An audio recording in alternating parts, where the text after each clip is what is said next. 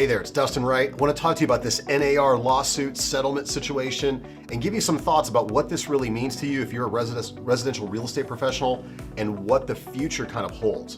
So the nuts and bolts of it really come down to is the Department of Justice has been in this lawsuit for the last few years, really kind of figuring out if, as buyers agents commissions, have we as agents been purposely price fixing at a 3% commission, and have we been teaching that and creating that as a kind of a demand across the industry?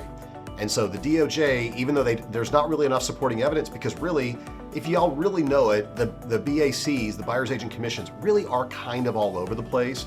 For the most part, they're often 3%, but it's not a hard set rule by any means. Well, you've got a company called Anywhere, which is the big conglomerate that owns Century 21, Coldwell Banker, Better Homes and Gardens, Sotheby's, things like that. They settled, as well as RE/MAX. And so instead of continuing on this lawsuit and going back and forth with the DOJ, they just decided to cut checks to be done. And so a lot of the other companies, obviously like Keller Williams, Berkshire Hathaway, they have not done that just yet. So we'll see where all of this shakes out. However, from the settlement, what has started is we've seen some of the local MLSs and even Coldwell Banker and RE/MAX have released statements in terms of, hey, listen, buyer's agents commissions are likely to go to zero or possibly might go to zero. If a buyer's agent commission goes to zero, for those of you that work heavily with buyers, that could be a scary thing in terms of what does this mean to you and your business moving forward. And believe me, I get that. But I want to give you some thoughts of how to address this situation.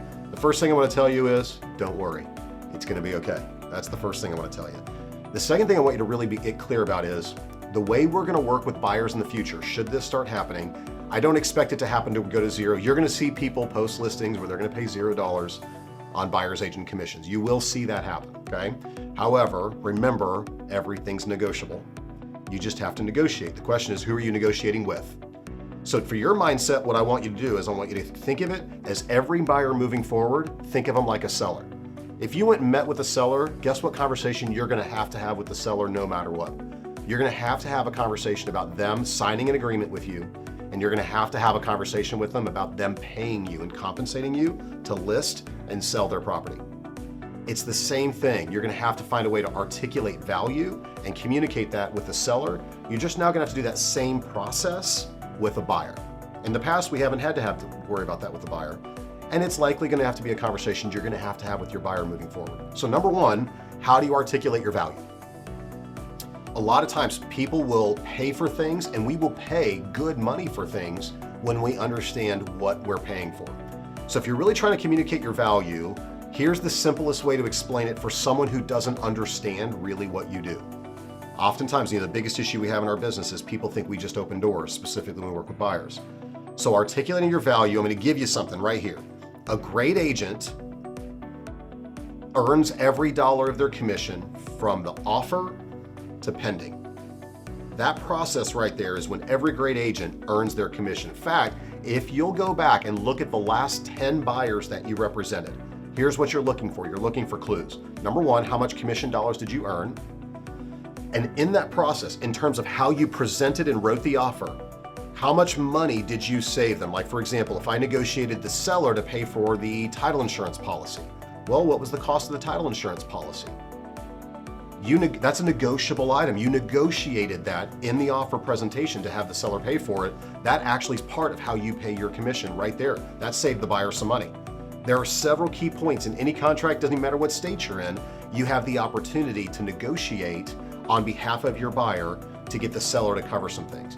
Then obviously we go under contract, we work through our inspection periods, our option periods, whatever it's called in your state, and you work through that and you negotiate through repairs, through cost savings, through whatever else it might be. Even if it's working on a new construction with the builder, there's incentives and things that come in. There's a simple way of how you can explain how you demonstrate and monetize the value of your fee.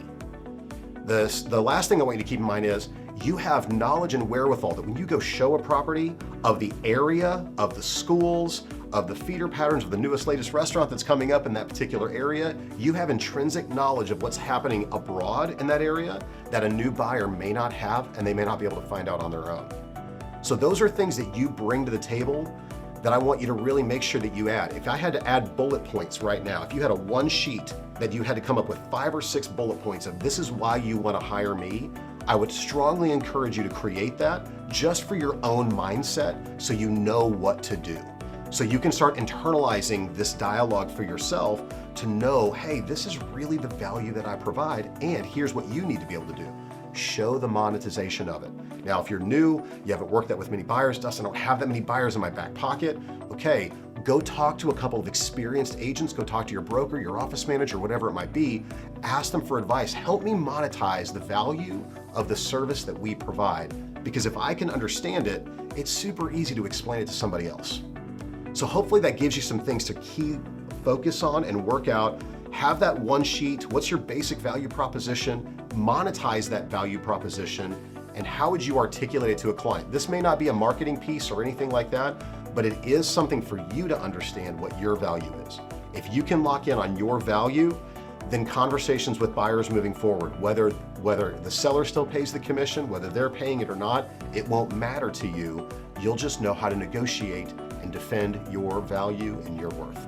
I hope that helps, give you some things to think about. If you need any help with that, again, I encourage you to reach out to your office leadership. I'm going to encourage you to reach out to your office leadership, to your broker, to your manager, to some top experienced agents. And lastly, of course, comment, DM below if you've got some other questions, what this means to you and what this means to your business moving forward. We're here to help. Take care.